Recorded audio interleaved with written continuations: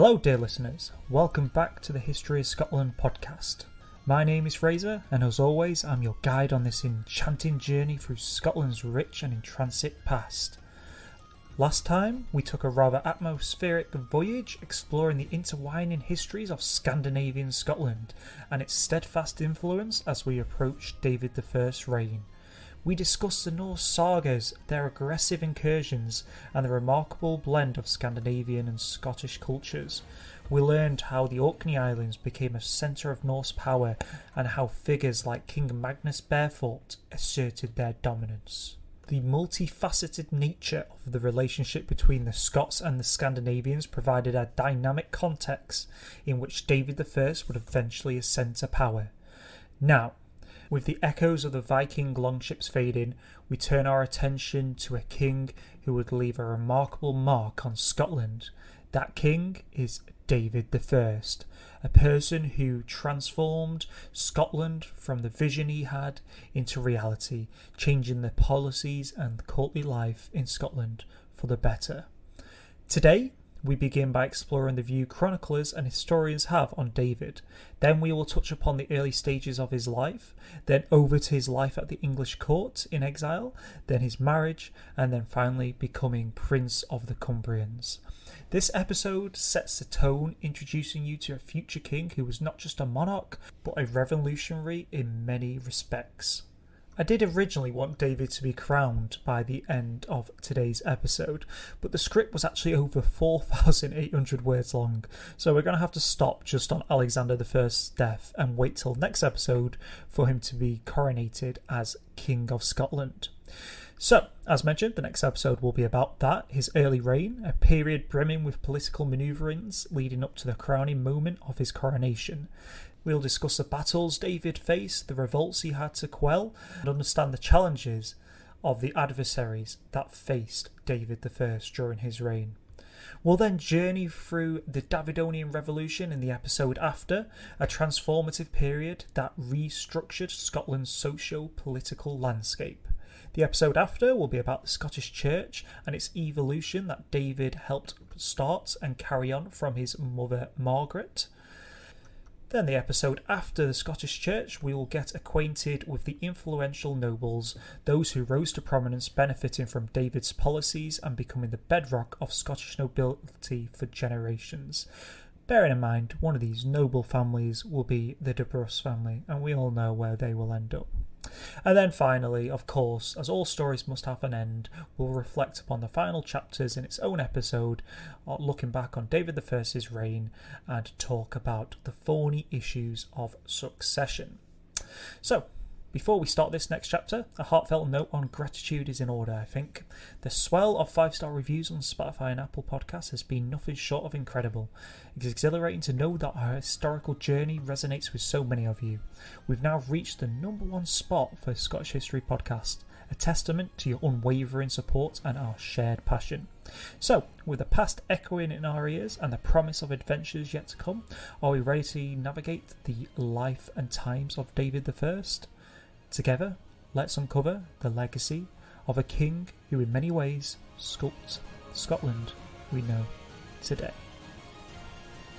As with many figures of historical importance, our understanding of David I is influenced significantly by those who wrote about him, both during his reign and in the centuries that followed. To appreciate David I fully, it's crucial to examine the varying perspectives of chroniclers and historians. During David's reign, chroniclers were often individuals associated with the church or the court, as we've covered previously. Their writings were coloured by their proximity to power and the events of the day. Alared of Ranelagh, a contemporary and close friend of David I, portrayed him in a rather saintly light, highlighting his deep piety and commitment to church reforms. His writings give us a perspective of a king seen as a religious and social reformer. Alared went so far as to say, "No one was more humble in prosperity, more staunchly in adversary." However, not all accounts from his contemporaries were drenched in adulation. Some English chroniclers, writing in the context of the frequent border conflicts between Scotland and England, painted David in a more militant and less flattering tone, emphasising his military campaigns and political ambitions. One such man was Richard of Hexham. An English chronicler, Richard had a different vantage point than the previous chronicler. He acknowledged David's religious endeavours, but was more critical of his military pursuits, particularly when it concerned conflicts with England. Richard's accounts often focused on David's invasions of Northumberland during the period of the anarchy in England, painting him more as a seasoned warrior than a pious reformer. But as time moved on, the immediacy of David's reign faded, allowing chroniclers to view him through a broader lens. Chroniclers of the later medieval period had the benefit of hindsight, which often lends a different flavour to their observations. For instance, in the 14th century, a chronicler that we've heard many times already, John of Thorndon, acknowledged David's piety and began to emphasise his role in expanding the Scottish kingdom and establishing its strong central institutions. David's successes in battle, especially in the regions like Northumbria, were celebrated, painting a picture of a powerful and strategic monarch. Walter Bower, as a continuation of Thorndon's work in the Scotichronicum, delved into the various aspects of David's reign. Bower praised David for his administration abilities, but also acknowledged the challenges and resistance David faced from the sections of the Scottish nobility. As we move further from David's time, historians began to interpret him based on their own contemporary social values and the challenges of their epochs. In the 18th and 19th centuries, with the rise of nationalism, David I was often hailed as a nation builder. His establishment of boroughs, introduction of Norman nobility, and administrative reforms were seen as a foundational in the creation of the distinct Scottish identity. David Hume of Godscroft in the 17th century, mentioned in the history of the House of Douglas, lauded David for his political vision.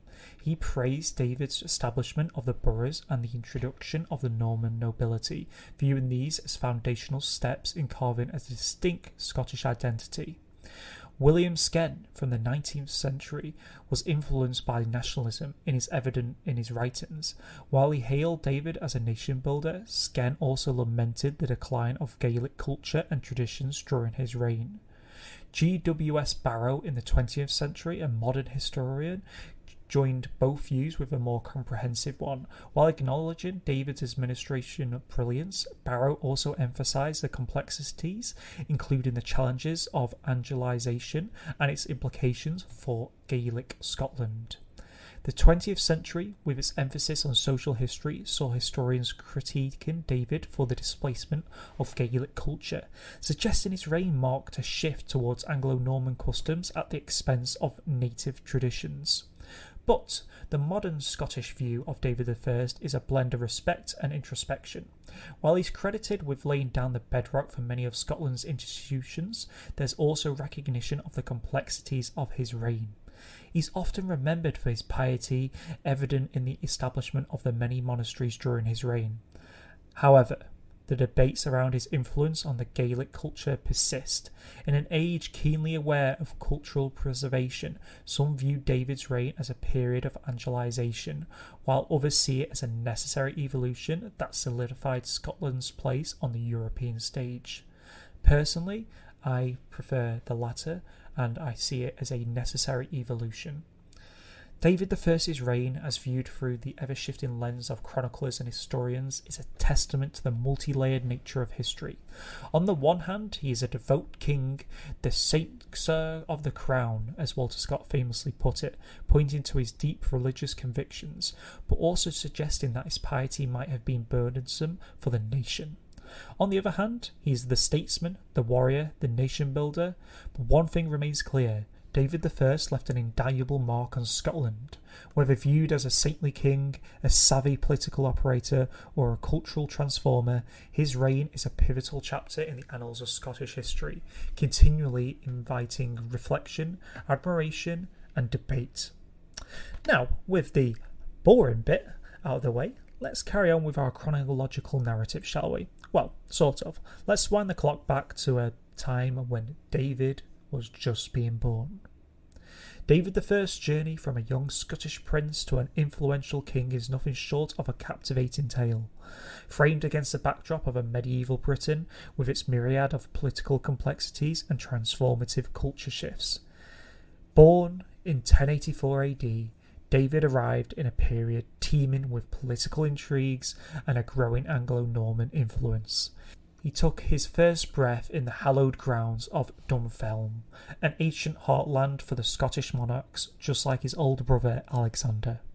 This location in itself was a testament to the lineage from David, and his father Malcolm III reigned as a king during his birth, having ascended the throne post the bloody conflict against Macbeth.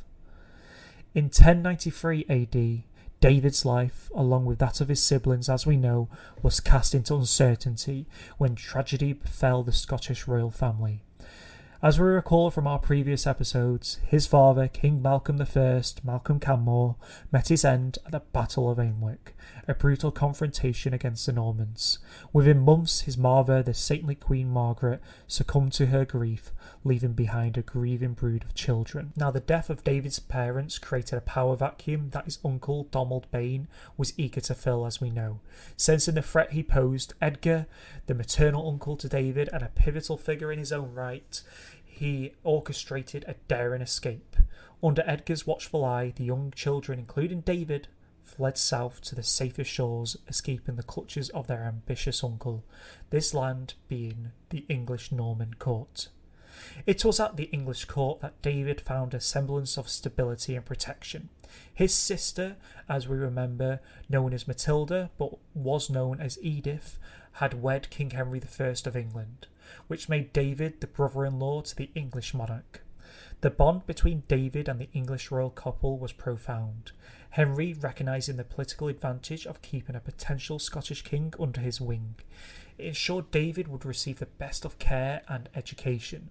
Matilda, or Edith as she was known in the Scottish world, played the role of both a dotting sister and a maternal figure, filling the void left by Queen Margaret's untimely demise. David's days at the English court were both regimented and enriching.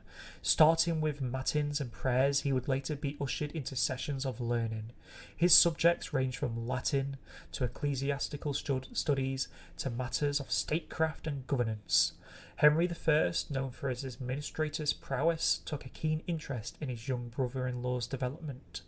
The two would often be seen engrossed in conversations about governance, law, and the complexities of ruling. David wasn't just an observer, he was an active participant, soaking in the administrative acumen in the English court. His relationship with his sister Matilda was tender and supportive, however. They shared a bond forged in the crucible of shared tragedy and political upheavals. Matilda often acted as a confidant and a guide, helping him navigate the challenges of being a prince without a kingdom in the English court. Now, to understand the backdrop against which David's formative years played out, it's essential to dive probably into the English political scenario of the late 11th and early 12th centuries. Henry I, the fourth son of William the Conqueror, ascended the throne in 1100 AD after the death of his brother William Rufus. He sought to stabilise the realm after a tumultuous reign of his predecessor. Henry was known for his strong administrative capabilities, emphasising legal reforms and a centralised government. His reign is often noted for the introduction of the Charter of Liberties, a precursor to the Magna Carta which aimed to curtail the abuses of royal power. A significant concern during Henry's reign was securing the line of succession, however.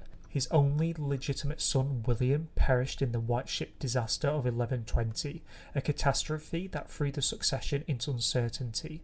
This event profoundly influenced the political climate, with baronial factions emerging, each supporting different potential heirs, which, if you're a fan of English history, you know would lead onto the anarchy. On the continent, the Duchy of Normandy, from which the Normans originated as we know, was a considerable concern for Henry. As the Duke of Normandy and the King of England, Henry sought to solidify his control over both territories, leading to conflicts with France. You see, the Duke of Normandy was still a fief from the King of France, so Henry had to give fealty to the King of France, and that's something he wasn't happy in doing. Maintaining control of Normandy was crucial, as it was both a mark of prestige and buffer against French influence. To strengthen ties and secure allegiances, matrimonial alliances were vital. David's sister, Edith, or Matilda's marriage to Henry was such a move. It tied the Scottish royal family to the English throne, offering David a sanctuary but also making him a pawn in the broader chess game of medieval politics. Henry's reign also saw significant changes in the relationship between the crown and the church. The investiture controversy and major conflict between the papacy and European monarchies was about who had the power to appoint bishops.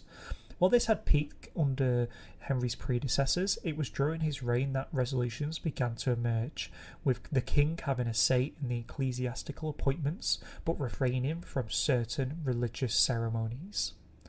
At the English court, the young Scottish prince was plunged into a sea of knowledge. Overseen by some of the smartest minds of his time, David's education was broad. Amongst his teachers, Bishop Osmond of Salisbury was perhaps most influential.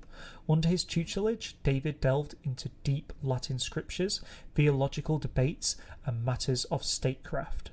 Imagine the young prince's day commencing with matins, the early morning prayers, after which he would be engrossed in the scholarly pursuits, spanning everything from the arts of warfare to philosophy. The vibrant English court also meant interactions with visiting diplomats, traders and scholars from mainland Europe, ensuring David's worldview was more expansive than his predecessors. However, the English court wasn't just a haven of knowledge for David. With his half-brother Duncan II embroiled in power struggles in Scotland, David's position was perilous. King Henry's court offered not just an intellectual growth, but a refuge from the palace intrigues of Scotland.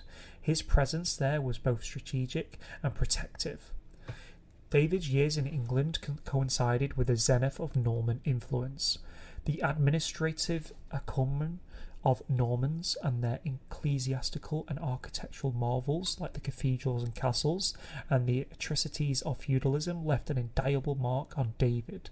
He observed, internalised and began envisioning a Scotland that could synthesise the Gaelic traditions with Norman innovations.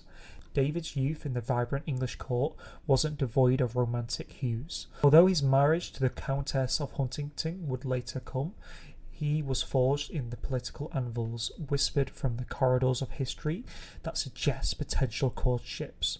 Rumours floated about a certain lady-in-waiting, a vision of grace and intelligence who might have caught the young prince's eye. Although speculative, these tales add layers to David's persona. But as the political turmoils in Scotland began to stabilise, David, now equipped with a worldview enriched by his experiences, made his way back to his homeland in the 1110s AD. His return was not just as a prince, but as a visionary. Scotland, in his eyes, wasn't just his birthright, it was a land waiting to embrace the future. In dissecting David I's formative years, we see a tapestry woven with the threads of tragedy, education, and political prudence. His time in England was instrumental in transforming a young Scottish prince into a monarch who would in due time leave an unfathomable mark on Scotland's destiny. But he didn't make it all the way to the Scottish court. The circumstances of David's movement from English court to a position of power in Cumbria began much earlier than his ascendancy to the Scottish crown. At the English court, David enjoyed a good relationship with his brother-in-law, as we know, Henry I. This close relationship, fostered during his upbringing, meant that David was not just another noble at the court, but held a position of prominence. In stage left, marriage to Maud of Huntingdon. In 1113 AD, a significant turning point in David's life was his marriage to Maud Huntingdon. Maud was the heiress to the vast Huntingdon estate, a significant territory in its own right. Her lineage could be traced back to the old Northumbrian royalty, which added a deeper political dimension to the union. They got married in a grand ceremony, reflective of their status and political importance of their union. Maud was not just a political asset. Over time, historical records and chroniclers alike suggest that David's relationship with her was a close one, with shared religious devotion and vision for their territories.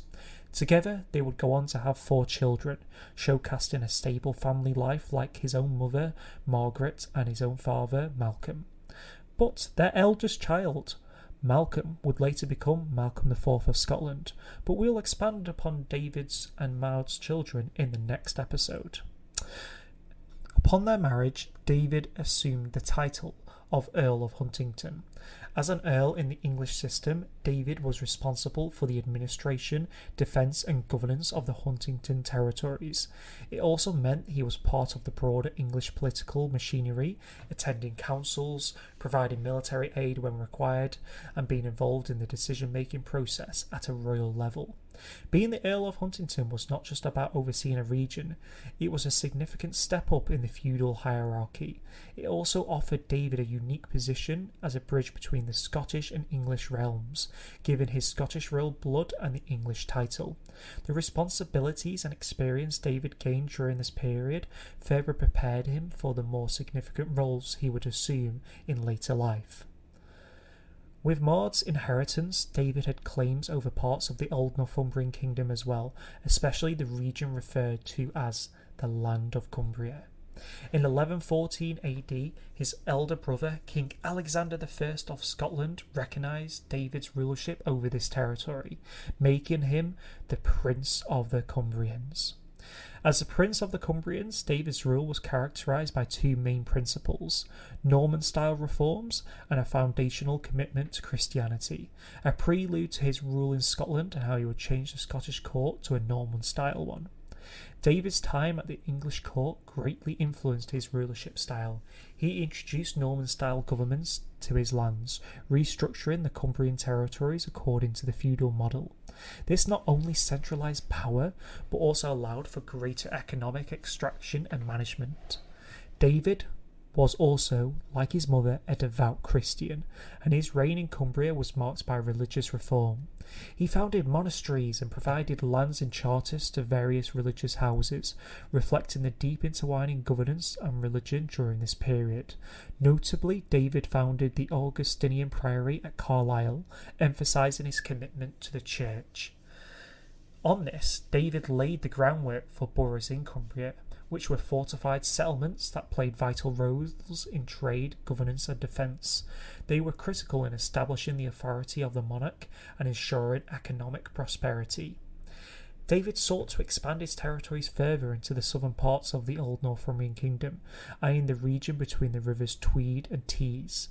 This ambition was not just about territorial gain, but was also intertwined with David's belief in the church's mission. The city of Carlisle emerged as a significant centre under David's reign. It was not only a vital religious hub with the Augustinian Priory, but also a political and administrative centre. David granted Carlisle a charter, and its position as a border town made it strategically essential.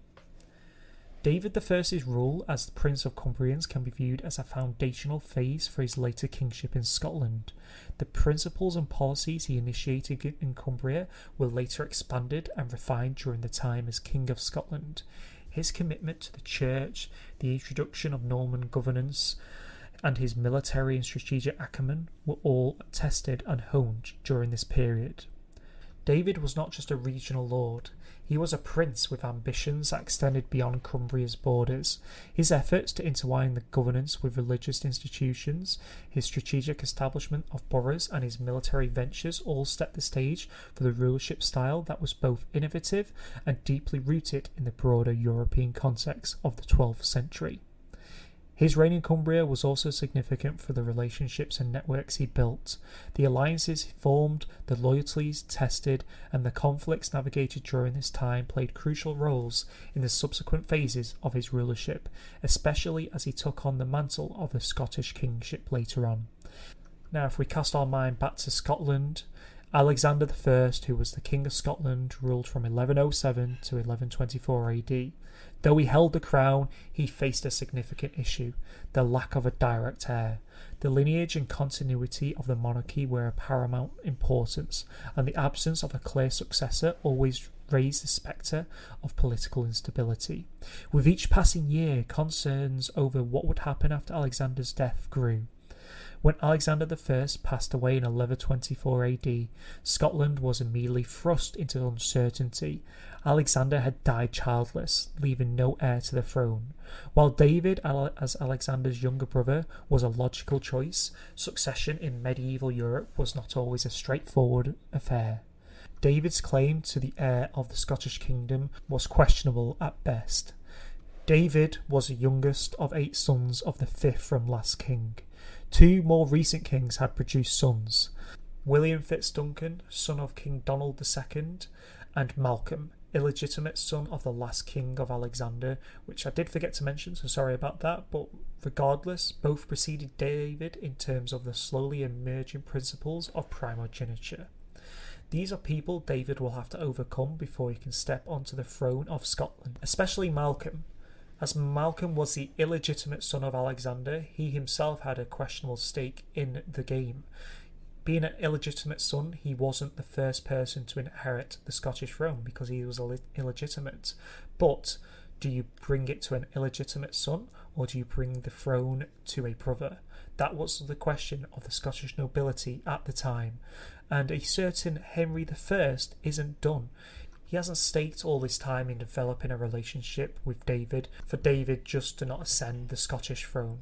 So Henry I will have influence over this, and Henry I will try and put his foot down on who will become the Scottish king. And I'm sure you can all guess who will win out and who will be Henry I's choice at becoming the Scottish ruler. I think we will pause our tale here, just as David hears about his brother's, King of Scotland's, death. As I highlighted earlier, our subsequent episodes will delve deeper into the various facets of David's reign. In the next episode, we'll discuss the significant battles he faced, the civil war with Alexander's son, and how he took control of his kingdom. After this, we will have an episode on the revolutionary reforms, often referred to as the Davidonian Revolution. Then we'll discuss the Scottish Church that David helped usher in, and then discuss the men that rose to prominence during his reign, such as Robert de Bruce. After that, we will close off David I with a good overall conclusion episode covering his reign and my personal thoughts on his kingship. So, fair to say, David will be with us for the next month and a half, so I hope you're all ready for that one. A gentle reminder to our listeners, our episode comes out weekly. However, following our 3-episode month rule, the next episode will be released next month in September. This break gives you a chance to soak in all the information and also gives us a chance to craft a more detailed and comprehensive narrative going forward, just as normal. For those who want to stay connected, please engage in discussions and be a part of our growing community. Please follow us on Twitter at The History of SC1. That is at The History of SC1. Or should I call it X now, since it's no longer Twitter? Who knows? We also have a vibrant Facebook community on the History of Scotland podcast page. We're eager to increase our community members, so if you have a penchant for history and wish to be more involved, please do join us. If today's episode struck a chord with you, or even if you have constructive feedback, please take a moment to leave a review on your preferred podcast platform. It helps us immensely and gives us an insight into what to expect going forward, and I'm already buzzed to see all the 5-star reviews being flooded in ever since we've returned. So thank you for that. Thank you for the ongoing support. I say it every episode, but it does mean a lot. For your convenience, our podcast is available on Apple Podcasts, Spotify, Google Podcasts and PodBean. But until our paths cross again in the corridors of history, have a fantastic week, stay curious, stay passionate, and most importantly, stay safe. Have a great week, and I'll catch you all on the next one. Goodbye for now, guys.